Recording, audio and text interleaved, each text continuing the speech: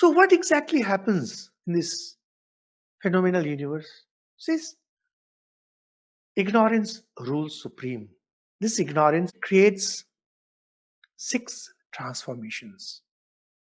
It's famously known as Shadavikara, six transformations.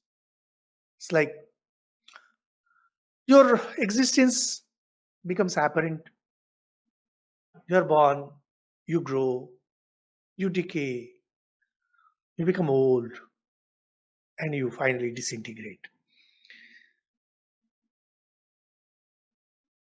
But do you really undergo all these transformations? Vedanta will say, no.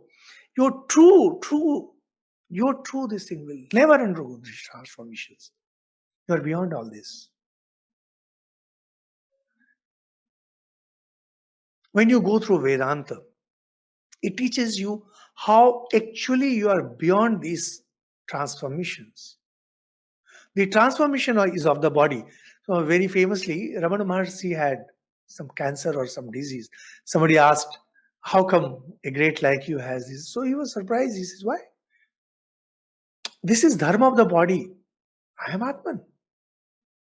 And I personally know of many great monks in the Ramakrishna mission who were not the least perturbed by the diseases they had. When asked, they would tell, I am Atman. I am different from this body, even on deathbed.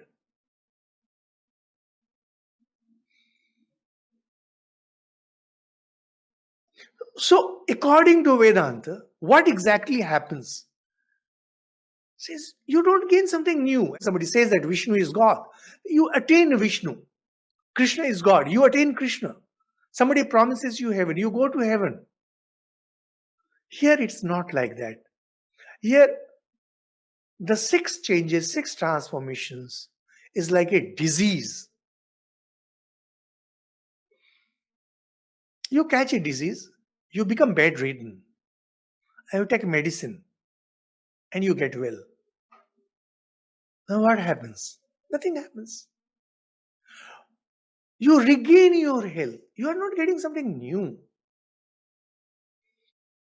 Or our Acharya Shankar, he uses different examples.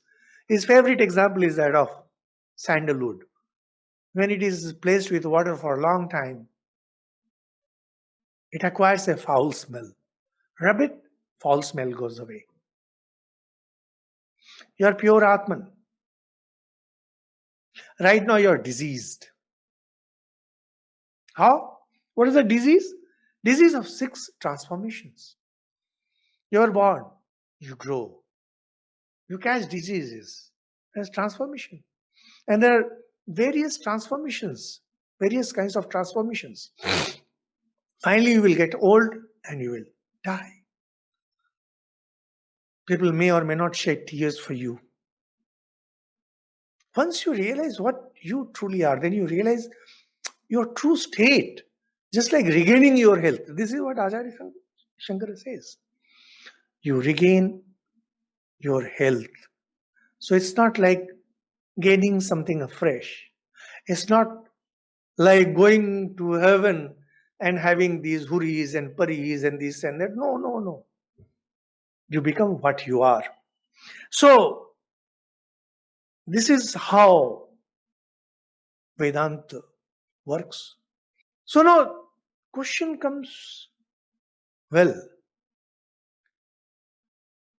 if I will regain myself, if it is ever existent, if my nature is ever existent, then why do we need to study? What is the need for this? And if this bondage is real, that means if this is not true, then scriptures are futile. We don't need to. Acharya will say, no, it's not that. When you study something, when you contemplate on it, your ignorance gets removed. This is the most important, crucial, is the crux of Vedanta. When you meditate, what happens to you? When you listen to these talks, what happens to you? When you study scriptures, what happens to you? When you work hard on yourself spiritually, what happens to you? Your ignorance gets removed. So, although it is ever existent, now this is the important thing that Vedanta will mention. Although the truth is self evident, although it is ever existent, yet it needs working.